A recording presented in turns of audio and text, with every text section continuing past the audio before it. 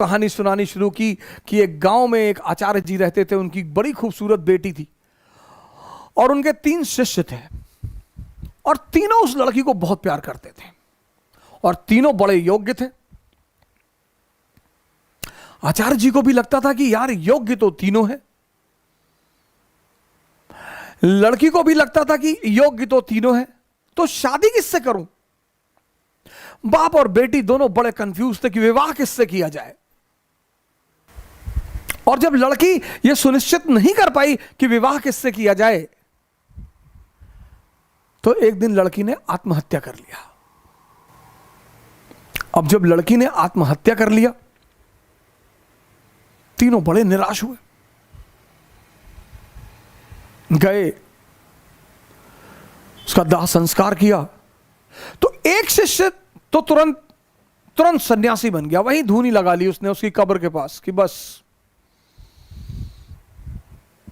अब जीवन में कुछ करना ही नहीं, जिसको मैं प्रेम करता था वो बचा ही नहीं, तो अब जीवन में कोई सार नहीं, अब सिर्फ तपस्या करनी है और तपस्या करके ही जीवन को त्याग देना है।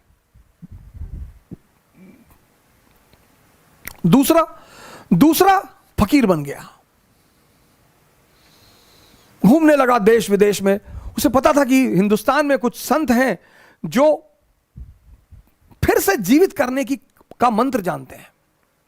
लगा वो उन संतों को खोजने जो फिर से जीवित करने का मंत्र जानते थे। तीसरा जो उसमें था, वो डेली जाता था, उस मृत शरीर पे मसाला लेप लगाता था, साफ करता था, फिर उसे वहीं रख देता था। अब ये सिलसिला कुछ वर्षों तक चला, 2-4 वर्षों तक चला। तो वो जो घूम रहा था चारों तरफ, फकीर बन गया था, मंत्र की तलाश कर रहा था, पुनर्जीवन देने के मंत्र का जो तलाश कर रहा था, उसे एक दिन कुछ महात्मा लोग मिल गए, वो उस मंत्र को जानते थे। उसने उनकी सेवा की, उन्होंने उसे वो मंत्र सिखा दिया। जैसे ही उसने मंत्र सीखा, वो भगा वापस गांव की तरफ।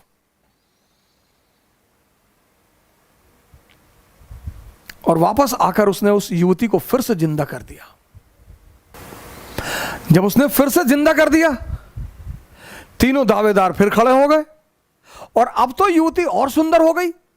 तब उस वेताल ने विक्रम से पूछा कि विक्रम बता कि अब लड़की को किससे विवाह करना चाहिए।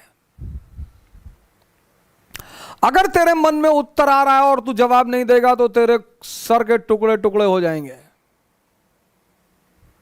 और अगर तूने जवाब दिया तो मैं तुझे छोड़कर चला जाऊंगा। वेताल ने कहा कि अगर तेरे मन में जवाब आ रहे हैं, और ये नेचुरल प्रकृति है, हमारे सामने जब भी कोई परिस्थिति होती है, एक जवाब मन में आता है कि ये कर ले यार, नेचुरल प्रकृति है, नेचुरल जवाब आना ही है। तो वेताल ने कहा कि देख विक्रम, अगर तेरे मन में जवाब आ रहा है और तूने मुझे नहीं दिया तो तेरे सर के टुकड़े टुकड़े हो जाएंगे, और अगर दे दिया तो मैं चला जाऊंगा। योग्य आदमी, भाई योग्य हो अयोग्य हो, मन में परिस्थिति में अगर परिस्थिति बन रही है तो जवाब आएगा। तो विक्रमादित्य ने जवाब देना शुरू किया।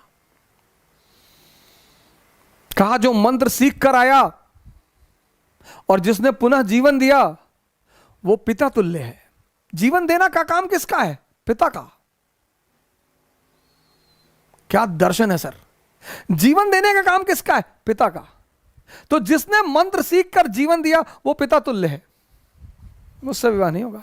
जिसने उस शरीर की सेवा की 4 साल तक, वो पुत्र का धर्म है, सेवा करना पुत्र का धर्म है, वो भी बाहर हो गया। जिसने अपनी ही जिंदगी दांव पे लगा दी, यही प्रेम की कसौटी है, विवाह उससे होना चाहिए। यह था शिक्षा देने का तरीका। और जैसे ही विक्रमादित्य ने जवाब दिया, वेताल उड़ चला कि तूने बोल दिया विक्रम। यानी अब सुनिए, इस कहानी का दूसरा उद्देश्य क्या है? मौन। परम की जो प्राप्ति होगी वो मौन में होगी, साइलेंस में होगी। इसीलिए हिंदुस्तान में एक वर्ड है मुनि। मुनि मतलब जो मौन हो गया हो। परम की जो प्राप्ति होगी, परम की, 25 बार विक्रम जाता है, 25 बार वेताल उससे सवाल करता है, 25 बार वो जवाब देता है और वेताल हमेशा निकल जाता है। और जब अंतिम बार विक्रम चुप हो जाता है, ये थी भारत की शिक्षा पद्धति।